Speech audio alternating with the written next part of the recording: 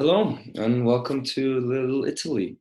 Now, before we dive into it, let me tell you a story as to why I decided to open this restaurant. When I was a little kid, my mom, she always took us to vacation to Italy, to Rome, and to the same hotel we went every time. There was this little restaurant, very, very little, next to the hotel, and it served amazing pasta, and unfortunately it had to close down. So I wanted to reopen the same idea, the same feeling that they have, but just at my home country, Austria. Now, the concept of the restaurant is takeaway.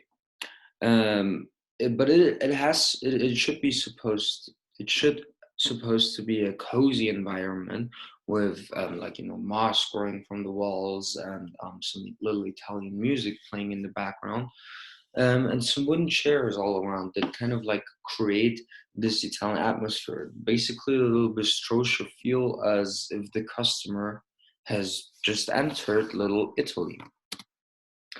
Now, the restaurant will be guided by a team of an Italian chef, a finance manager, a human resource manager, and me as the CEO.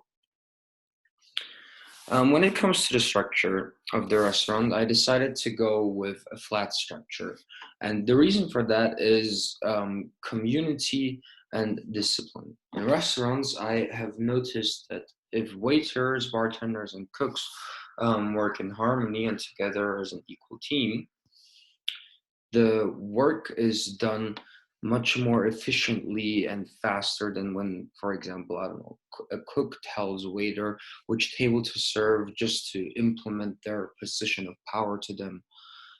So this is to avoid all the little bully plays among the workforce, since the chef is managing all the waiters inside the little bistro.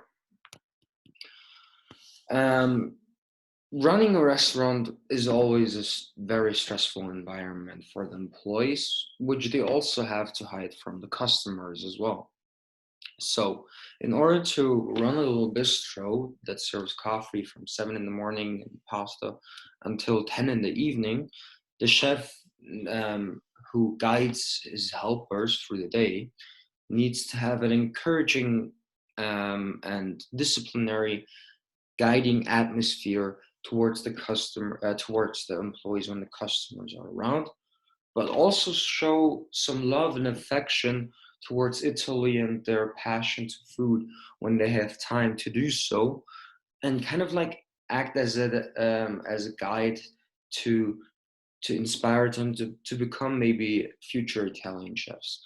This goes pretty close along the line with the transformational theory, that sees the managers as idols for the employees, which they are supposed to be like. Now, in order to stand out from the competition, you have to be on top of every part in your business. And meaning that the service needs to be kind and helpful and also on time. Information has to be provided to the customers if they ask questions about ingredients in the food or questions about the restaurant.